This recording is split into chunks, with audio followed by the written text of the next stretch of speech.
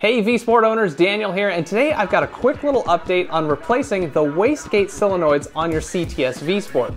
This video isn't necessarily for the ATS-V or XTS VSport, primarily for VSport owners, and I'm going to show you why right now.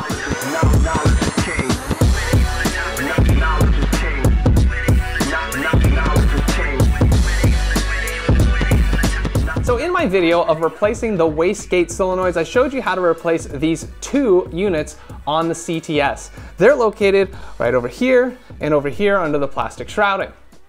Now, one commenter that watched the video, Gerald Wheeler, was nice enough to mention that he may have found a way to make it a little easier to change these out. Because if you remember, these are in a pretty tight space in there and it's not fun to work in. So he found how we can get them out of that tight space and replace them more easily. So I'm gonna try that out today. Now you may remember in my last video I only demonstrated replacing these, but now I'm actually doing it. Why? Because my car is making this sound.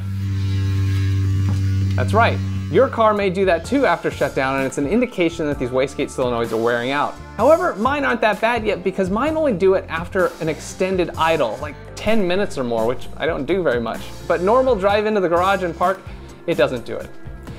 It's also said that maybe Wastegate solenoids going bad could result in inconsistent boost levels. I feel like I've seen inconsistent boost levels, but I can't be objectively sure. Either way, it's good to have brand new parts in the car. Now these could theoretically cause inconsistent boost levels because they are little vacuum controllers that control the wastegates, and the wastegates determine how much boost your engine is getting. So let's replace these. I'm gonna skip all the details. You still need to watch the other video, but I will show you the part where I think we are gonna make it easier to do the swap. Now in the other video, I show you that we need to remove these plastics to get to the Wastegate solenoids. I'm not gonna show you that. Let's just get rid of them right now. All right, now that we have these plastics off, let's see how we can replace these a little easier. All right, so according to Gerald Wheeler, he says that this expansion or reservoir tank for the wastegates is removable by just these two bolts, which look to be probably 10 millimeters. So if we remove those, he says this can lift up and we don't have to get our hands nice and deep in here trying to get at the Wastegate solenoids. So let's try it out.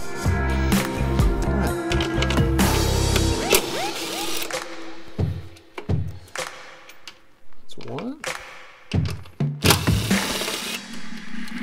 and two. So let's see here. Look at that. That comes right up. There's maybe something hanging up a little bit. Let's see here. Yeah, it's just this wire loom over here, and looks like, oh, this little vacuum clip here. So that can easily be separated with a small flathead.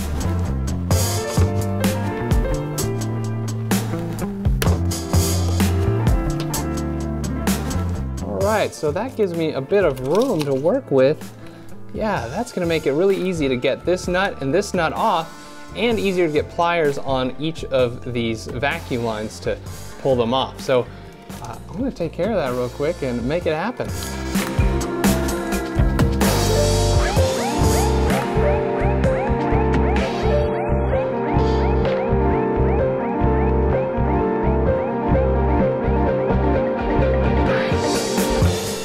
We've done it. I would say Gerald's advice was totally worth it.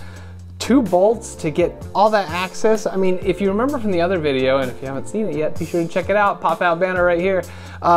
You really had to get in there with a wrench. It was kind of tight, even too tight for like a small ratchet and socket. So that helped a lot. Still had to fiddle with those vacuum lines. I hate, squeezing those clips and trying to pull those vacuum lines off, and that's really what took the most time in this situation. Otherwise, that was way easier. So thanks to Gerald, and this is why I love getting comments from you guys, so be sure to comment below if you have anything to say, or in my future videos, of course.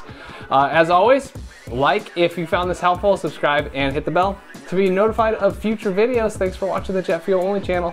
See you next time.